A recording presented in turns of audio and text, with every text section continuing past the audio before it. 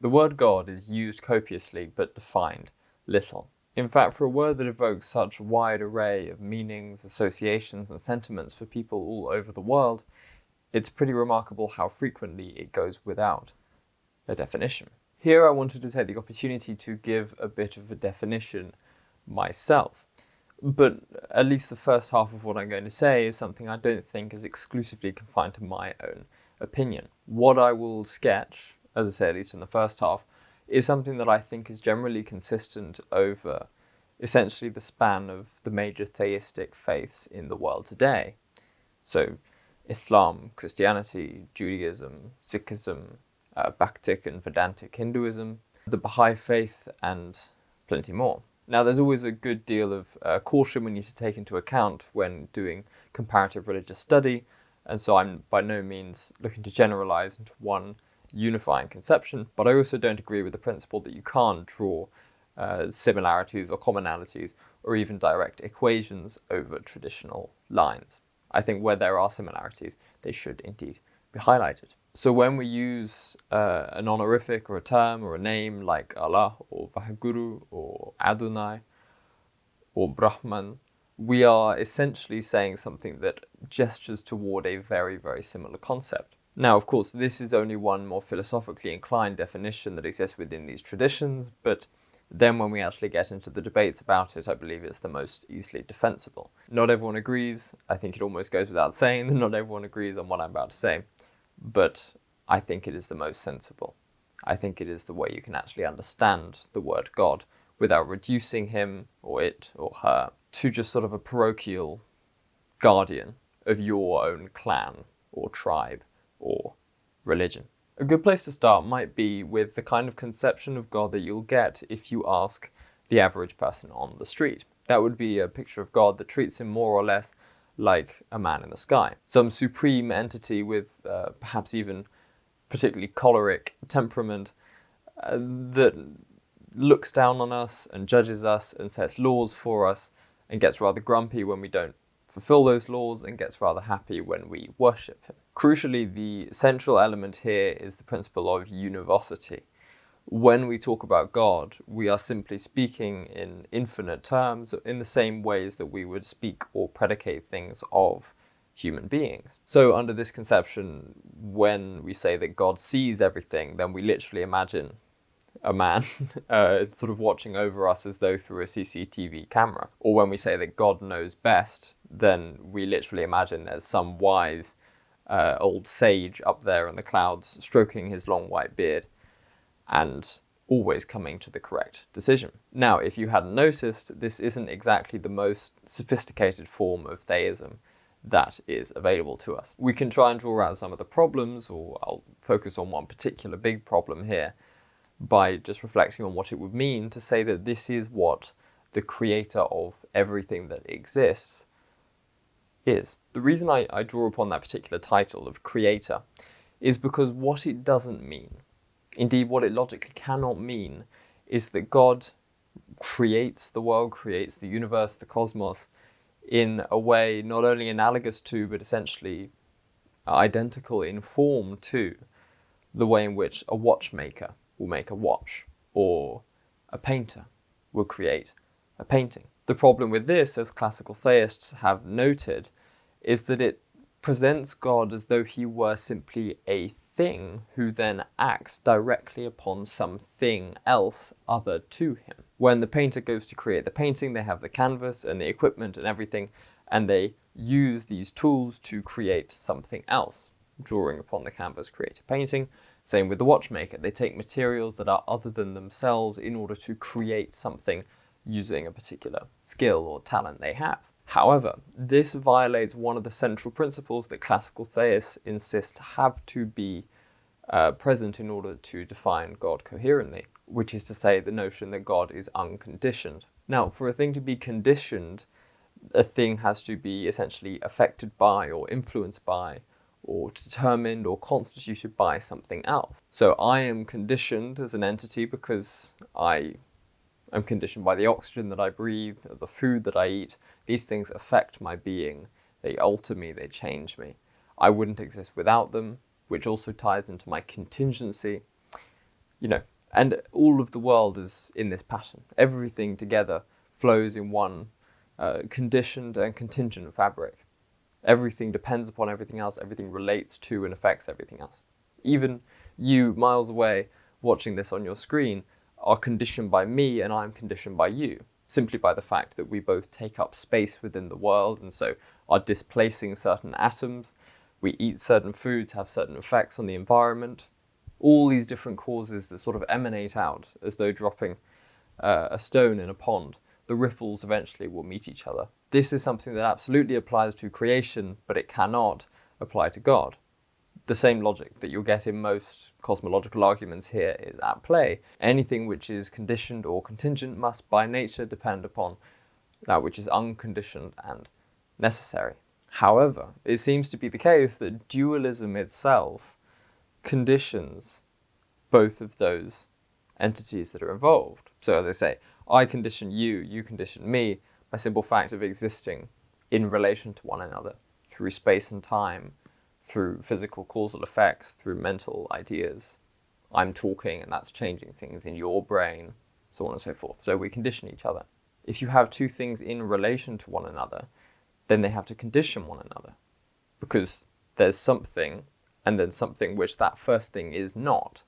And so the otherness of that thing defines the limit of what that thing is. A duck is a duck because it's not a cat. The cat's existence means that the duck is not a cat, which in turn helps define what it is as a duck. What this means is that God cannot exist in a dualistic relation with creation. If he did, he would just be another thing that would be conditioned. There would be a border drawn. God is God because he's not creation. Creation is creation because it's not God. And so God's self-definition would depend upon creation as something other to him, some limit, some line in the sand where we can say God stops here.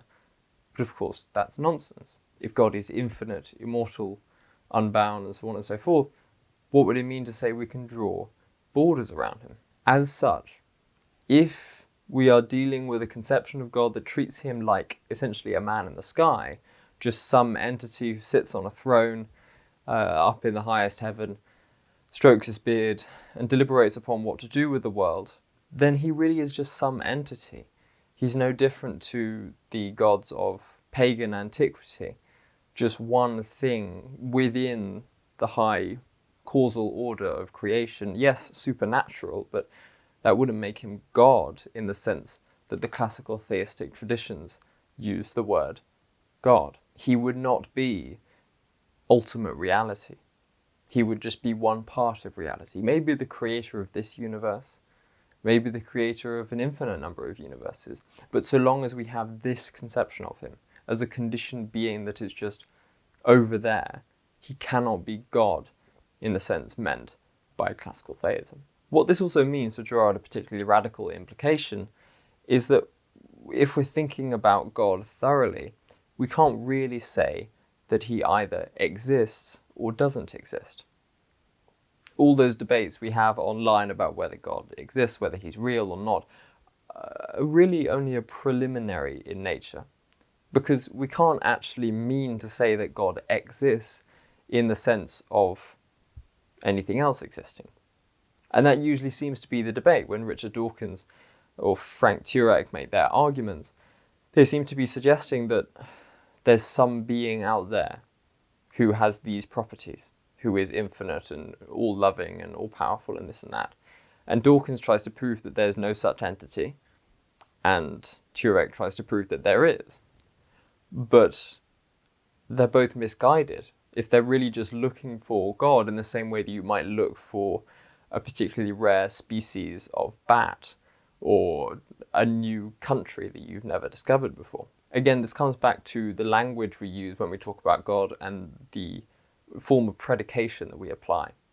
Crucially, we cannot talk about God in univocal terms. We can't say that God exists in the same way that you or I or a book or a car or a black hole or anything else that is conditioned within this cosmos exists. If God were capable of being reduced to the binary of existing or not existing, he would again suffer the same problem we said before about dualism.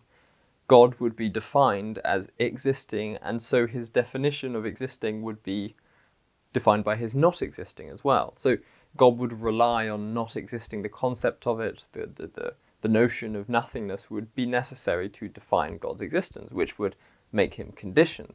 So in a very real sense, you have to say that God is transcendent of the binary of existence and non-existence. Hence why, as I've said before, you have certain apophatic theologians in the Christian tradition who try to highlight that God is really nothing. Nihil, as John Scotus Erugena has called him, ein Übernicht, as Angelus Silesius has called him. The key is that if there is anything that is thinkable or conceivable within finite reality, then it is not God. I mean, I'm paraphrasing Augustine there. If you can think of it, it is not God. God must always be beyond the horizon of anything we can think, anything we can imagine, anything we can conceive. Not because he's just so great or wonderful that we have to say that in the same way that we want to say that about how great Messi is at football. We mean it because that's just the implication that obviously follows from looking at the conditioned nature of language and the world. Everything here is conditioned. There must be an unconditioned ground which allows all of that conditioned fabric or web to exist. So that's the key word. God is absolutely transcendent of creation. This means, if we take it seriously, that he is, in the words of Nicholas of Cusa, non-aliud, not other to creation.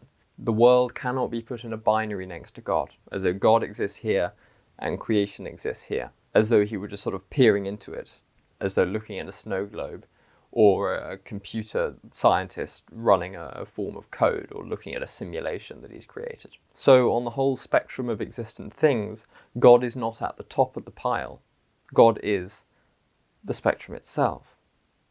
He is the being within which all particular entities exist, and within that cosmos you can have varying degrees of goodness or evil, love or hatred, and so reveal that ground, which is God, more or less fully, but never capture him as an entity at the top of it all.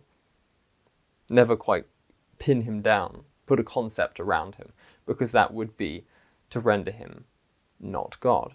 Incidentally, that's exactly why when atheists ask the question of who created God or what came before God, they're attacking a straw man, because God's simply not that kind of entity that you could ask that question of. That's a question you could only ask of conditioned, contingent elements within the world, and a very valid one to ask.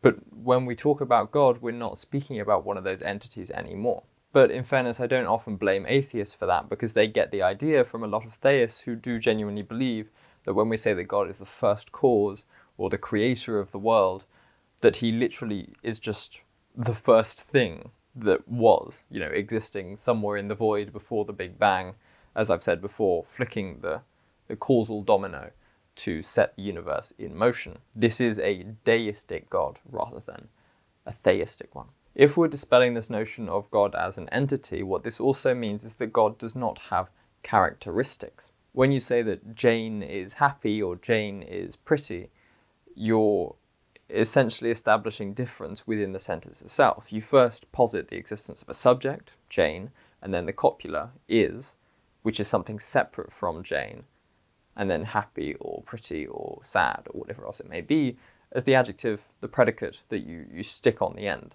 So you're drawing upon separate concepts. You're saying Jane's over here, happiness is over here, let's link them together in order to create a description. But the difference is still there. When we say that God is good, we're not doing that at all. In fact, we're saying, essentially, it's a triple tautology. We're saying the same thing 3 times. God is, which is the same because God's existence is the same as his essence, which means he just is. It's not like possible that he could not be. That's what he is being. And then good, which is something that only from the perspective of finitude, only from the perspective of finite minds, could seem like something else. But classical theistic tradition holds that the qualities of God, what we normally call his characteristics or his qualities, are really just him under different names. Goodness itself, truth itself, beauty itself. God is these things. And so like a prism that with one beam of white light refracts out into different colours, so too God's goodness, God's beauty, God's truthfulness, God's love, all these things appear different to us, to our finite minds. But if we saw with the clarity of God, we'd see they're just all one, which is to say God himself. Now, I personally believe that because of the premises set out above, it doesn't really make sense to say that God and the world, or God and creation, exists in a dualistic relationship. Firstly, classical theists do recognize the immanence of God, as I've said before. Because he's not another thing, he can't really be excluded by or pushed out of the space by the world in the same way that you and me can exclude each other by taking up different points in space. And if we tried to fight for the same seat on the bus, we'd have to be in competition. But God and the world can't possibly be in competition with each other because they simply don't exist in the same way. So that means that God completely suffuses everything in creation. There is nothing that exists which does not exist in God. And this, by the way, as I've said before, is what classical theists mean when they talk about omnipresence. God is everywhere, not just because he's really big, but because wherever there is existence, it exists only in, through, and by God. Nothing can exist, even for an instant, without dependence on his being. But as I say, I would push this a little bit further. Now, in scholarship, there's a lot of debate about the terms pantheism and panentheism because they can be used in various ways, conflicting ways by various people. I personally wouldn't mind the designation of panentheism for my particular brand of theism, if I clarify that it doesn't represent a deviation from the principles of classical theism. God is still absolute, unconditioned, necessary, transcendent and immanent at once, all the things that we've established. But I think that simply means that we have to say that there is, at some level, though not absolutely, a God-world identity. If creation examines itself, if it really looks into itself, at its base it finds God. That's all it discovers, that it is really nothing but God. But this isn't sheer pantheism in the sense of God and world meaning exactly the same thing. As I've said before, there is a categorical distinction. Their being is not univocal. God is other than the world. But at the same time, he's also not, for all the reasons that I've given above. As such, this brings us to what I think is a quite delightfully paradoxical and contradictory conception of the creator-creation distinction. Things that I believe follow from tracing the logic of the classical theistic metaphysics all the way to their conclusions. For instance, we already have what seems like a surface paradox when we talk about God being transcendent and immanent to creation at once. I believe we can also say, in stronger terms, that creation both is and is not God at the very same time. And here I'm following theologians like John Scotus Eriugena, Ibn Arabi, and Ramanuja. All of the premises of classical theism, speaking of God's transcendence and difference from the world, are still very much here. But we also recognize simultaneously the need to say that God is not other than the world, that it's just impossible to say he's other than the world. One particular Hindu tradition has the brilliant phrase, or the brilliant title, Achintya Bheda Bheda, Inconceivable Difference and Non-Difference. The one and the many are the same. Creation is full of difference. God is different from creation, and yet all of creation is unified in God, and God is not different from creation. To wrap your head around this, you might think of a famous analogy given by Ibn Arabi, where he compares God and creation in their relationship to a tree and its shadow. The shadow is other than the tree. It's clearly identifiable as something different from it, and yet if you ask what it really is, you can't speak in terms other than the tree itself. You say it's just nothing but this reflection of the tree. It's got the tree's form, the tree's shape, it's coming from the tree, it's produced by nothing but the tree. If you try to take it out on its own, independent of the tree, it couldn't exist. So there is a difference there, but it's a difference that is absolutely enveloped with, and ultimately you could say, one with the source. You might also think of creation as a movie and God as a movie screen. There is a difference there, you're watching the movie and you're watching characters, events, scenes occurring on the screen, but you're really looking at nothing but the screen. Everything that occurs, no matter how different or distinct from one another, is all occurring within the being of that screen. And so the light is a kind of play, a surface effect on the screen rather than anything absolutely distinct from it, just inconceivable, distinct from that screen. There is difference and there is unity. Both are true at once. Many people struggle with religion because they take it to require belief in essentially some cosmic dictator. There are very many instances of atheists saying, I would never want to go to heaven. As Christopher Hitchens says, it's a celestial North Korea, because I'd be kept against my will, and so on and so forth. These sorts of things only come from a very faulty conception of what God would be. And so subsequently, when we talk about heaven, you think it's just his kingdom, and you talk about hell, it's just his punishment. And so at that point, atheism becomes righteous. It becomes a good and honest rebellion, in the same way that any revolution against a tyrannical monarch would be good and righteous, even if it were ultimately doomed to fail. But the beautiful thing is that this conception of God is really nothing more than infantile. God's not just an angry parent who wants your attention, who wants your worship, who will throw you in eternal flames because you don't do prayers the right way.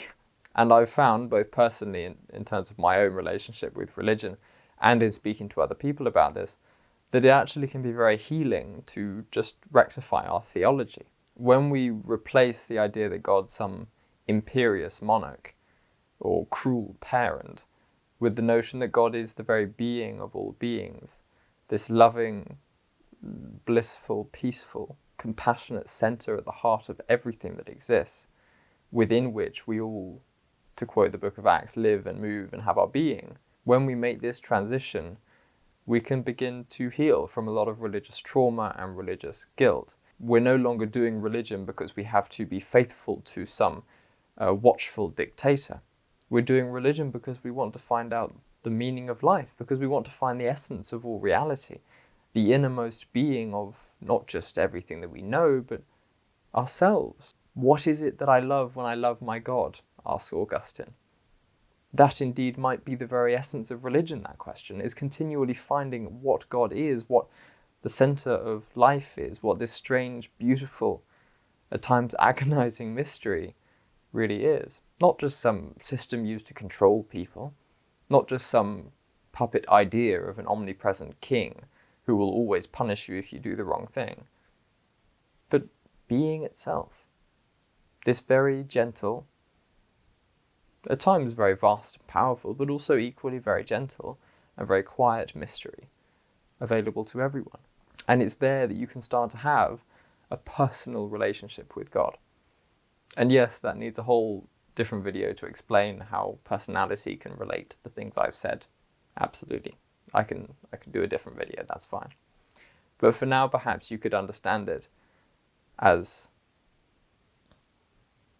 beginning with your personality, your own personhood, not giving yourself up in service or in duty or in obligation or in debt, but accepting yourself in love and in kindness, in absolute compassion, absolute forgiveness for everything that is past, and absolute hope for the future.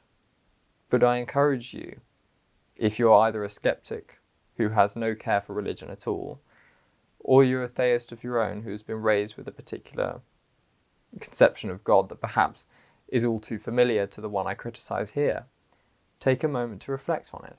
Take a moment to wonder, what would it actually mean to say that there is an essence to reality, that there is a heart to it all?